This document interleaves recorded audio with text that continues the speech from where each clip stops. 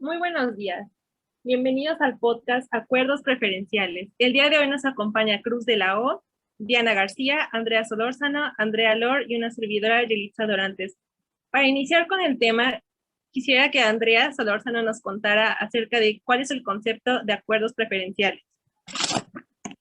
Muy bien, pues un acuerdo preferencial es un trato que los países desarrollados conceden a los países en vías de desarrollo en el comercio de bienes mediante la eliminación o reducción de los derechos arancelarios y otros obstáculos al comercio para la totalidad o parte de los productos importados de tales países. Es una concesión unilateral que no exige condiciones de reciprocidad a sus beneficiarios. Para conocer un poco más de estos acuerdos, vamos a comentar algunas características.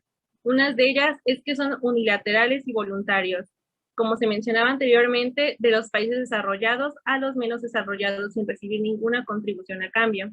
El trato arancelario preferencial, así como la remoción de otros obstáculos al comercio, se conceden para productos originarios de los países beneficiarios. También, el trato preferencial que reciban los países en desarrollo tienen por objeto facilitar y fomentar el comercio y desarrollo, por lo que no debe originar dificultades indebidas al comercio de otras partes contratantes. Las concesiones tendrán carácter temporal y sus condiciones y vigencia podrán ser modificados cuando cambien las circunstancias que lo motivaran. Además, la instauración de este régimen comercial no deberá constituir un impedimento para la reducción o eliminación de los aranceles y otras reducciones al comercio.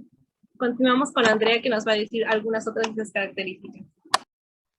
Gracias. Las partes contratantes que concedan o modifiquen ciertos beneficios deberán notificarlo a la OMC y le proporcionarán toda la información que ésta requiera. Igualmente, la parte concesionaria se someterá a consultas que le plantee el otro Estado miembro sobre cualquier asunto de las consultas relacionadas con dicha concesión y tratarán de solucionar los problemas que se presenten.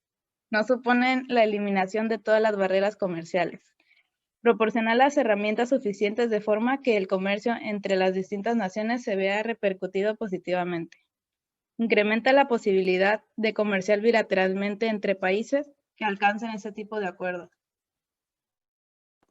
Continuando con nuestra compañera Cruz de la O, nos mencionará algunos compromisos de estos acuerdos. Hola, es importante señalar que por el grado de naturaleza de estos acuerdos comerciales, los miembros necesitan hacer ciertos compromisos. A esto se le conoce como la lista de compromisos específicos, que se dividen en dos partes. En la primera, los compromisos se les llama horizontales porque estipulan las limitaciones aplicables a los sectores incluidos en las listas. Son los que se refieren a menudo a un determinado suministro, en particular a la presencia comercial y a la presencia de personas físicas.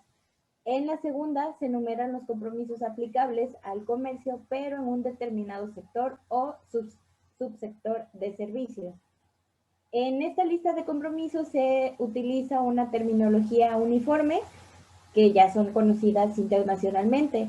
Por ejemplo, se utiliza el término ninguna cuando en la lista no se tiene ninguna especificación, o sea, que no hay limitaciones para ese sector en específico. Se debe tener presente que según se ha indicado, puede haber la primera parte de la lista de limitaciones horizontales pertenecientes en tal caso. Otra de la terminología se le conoce como sin consolidar, que es cuando un miembro desea conservar respecto a un determinado sector y modo de suministro su libertad de introducir o mantener medidas que no resulten consonantes con el acceso a los mercados o el trato nacional. Y por último tenemos el término sin consolidar, pero porque no es técnicamente viable, y esto se pone al pie de página. Un ejemplo de un compromiso así es, hay miembros que han optado por hacer constar un compromiso limitado por medio de la descripción de lo que ofrecen y no de las limitaciones que mantienen.